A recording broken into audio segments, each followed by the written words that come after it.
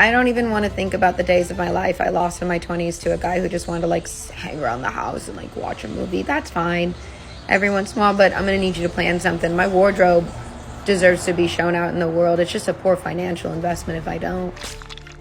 I've got a load of random things coming your way today. From women who are getting their labias puffed, to women who don't understand why guys won't talk to them anymore. It's bound to keep you entertained, so let's get into the mess. Did you know that women are getting their labia puffed? So they're getting like filler in there, or Yes. Can you imagine? The labia puff, which should more accurately be called the labia majora puff, is a cosmetic procedure to plump and or smooth the outer labia, typically using cosmetic filler. Yes, the same stuff that goes on your lip. What is going on right now? We age and our hormone levels change, or after you give birth, your labia change how they look, they change colors, they deflate, if you will. I didn't know people perceive their labia to be like a thing they want to look or feel a certain way. I don't have thoughts about my labia. I've certainly never had any complaints about it. Listen, every vagina is different. I I always love it. assumed Yeah. my vagina looked like everybody's vagina. It was No. funny when I realized it didn't. I'm literally looking at drawings. Oh my God. So we're looking for a camel toe here. So we're gonna have puffy pussies. I'm all for anything, any kind of modification, as long as it's coming from a place of, for me, I second the motion. Women do whatever the fuck you want. always. This was a wild story that I just had to add to today's video because I didn't even know it was a thing. Even though this wasn't something I was expecting to come across my timeline, should we really be surprised by it? I mean, we've got guys out here getting their legs broken so they can be taller and more attractive to women. While people can do what they want, just as they suggested in this video, you really should think about why you're getting a particular surgery done. All these cosmetic procedures like lip fillers, BBLs, boob jobs, and now this labia puffing thing, it really does seem like women are doing whatever they can to maintain their youthful aesthetics. And I wonder why that is. When one of the women mentioned that she's never had any complaints about her labia, presumably from guys she's slept with in the past, it speaks to just how little most men actually care about this sort of stuff. Everyone's always talking about the male gaze and beauty standards, but just how much of that is self-imposed and women competing amongst each other, doing whatever they think will attract the kind of man they want into their lives. Right, so I've got a question, especially tailored to the guys of our generation, right? I don't know if it's a thing where guys don't move to girls anymore in public. Why would they? I don't even know, but basically this happened to me on the train last week. And it's happened many times, like it's actually happened quite a few times, too many to count. I'm on the train, I look up, someone is coincidentally looking at my direction. I look up, they look away. I'm like, okay, maybe this was, just casually just looking up and you just catch each other's eyes. But then it happened the second time. I just looked up from my phone and I just see dead in my eyes, somebody staring at me, thinking, is there something on my face? The third time this happens, I said, okay, this is not a coincidence. What's going on? If you want to tell me something, please, I beg, tell me. And I'm one of the most least intimidating people you can literally imagine. I can literally have a conversation with a brick wall. I'm a very friendly person, but I don't know if my face says otherwise, because they'll just get off the train like nothing happened. And I'll literally be like, but sir, you have a beautiful face. I don't know. Is it me? Do I need to seem more approachable? Because I have heard that women have actually let guys down very harshly. So is it a thing where guys just don't move to girls anymore because of that? I don't know. This is just a demonstration of how times have changed and how guys aren't really willing to just approach women they don't know. When I was growing up, there were only a few men who'd cold approach a woman back then. But with all the pushback men have got over the years for this sort of thing, that numbers only got lower.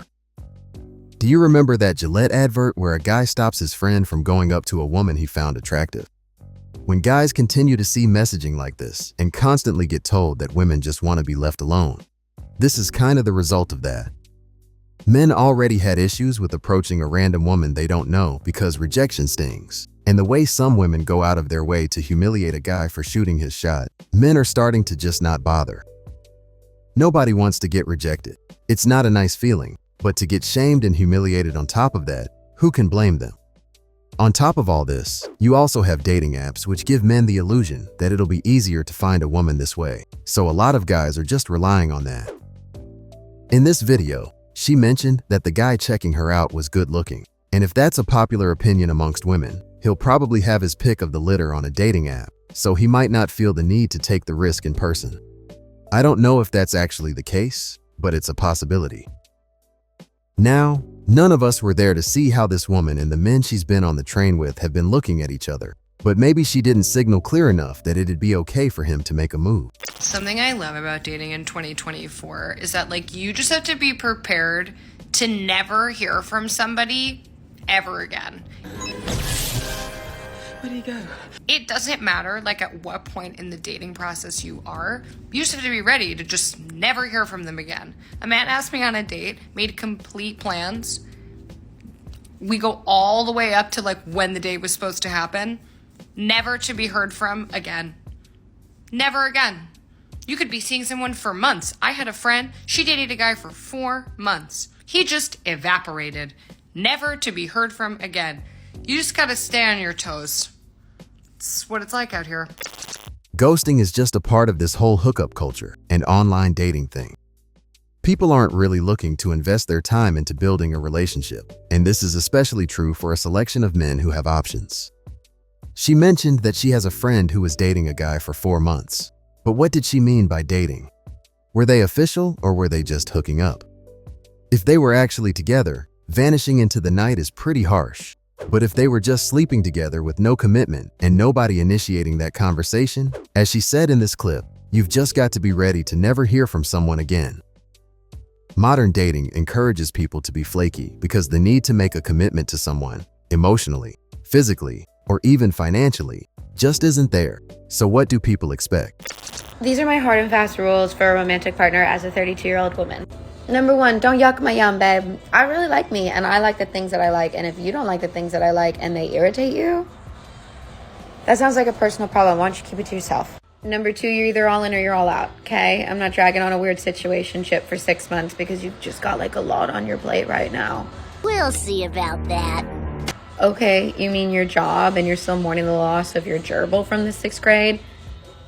Okay, I'm gonna need you to try a little harder. Number 3, in the interest of trying harder, why don't we go do something? I don't even want to think about the days of my life I lost in my 20s to a guy who just wanted to like hang around the house and like watch a movie. That's fine every once in a while, but I'm gonna need you to plan something. My wardrobe deserves to be shown out in the world. It's just a poor financial investment if I don't.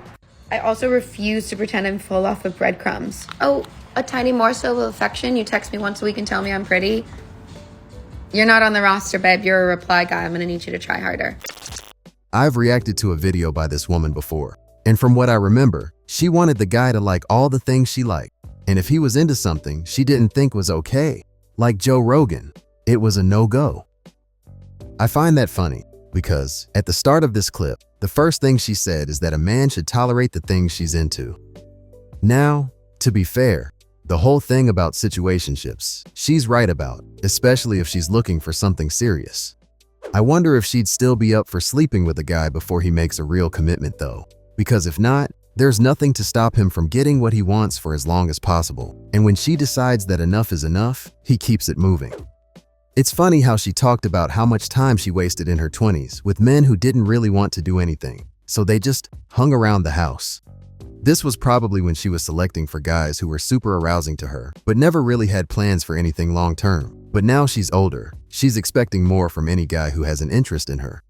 This isn't new or shocking, and it's the kind of thing we see all the time. But it does kind of feed into the whole nice guys finish last thing. Don't make the same mistake that I did in dating in thinking that just because the guy that I liked texted me 24/7, it meant that he was interested.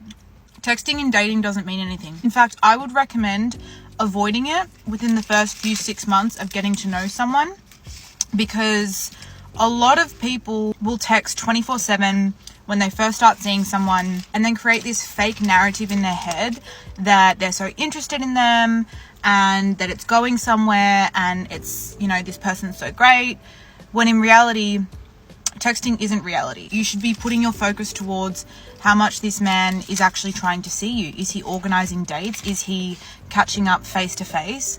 Because texting is not a real form of communication. I mean, it is, but it's also not. It's not real life. And unfortunately, a lot of people just want a pen pal. So don't make the same mistake that I did when I was younger in thinking that you've established this amazing relationship with someone based off of texting, because if their actions don't align with the text messages or the things that they're saying to you, they're not that interested. She's 100% right about this whole texting thing. Texting is very low investment, but it can make people feel like the other person is really interested in them. Also, there are a lot of people who can communicate through text, but when you meet them in person, they're the complete opposite. If you're meeting up with someone you've only spoken to online, I think the best thing to do is get them on the phone as soon as possible. And if you can, meet up in real life. Even if it's just a coffee date, at least you can find out very quickly if you and this person can actually spend time together. This is much better than going back and forth through text for months, only to find out that you really don't like the person once you meet up. We're so used to texting and talking online with people that we can easily get drawn into a false sense of connection with someone. But the truth is, you don't even really know if you're on the same page or not. That's just about everything I've got for you today, guys. But let me know what you think about all this in the comments.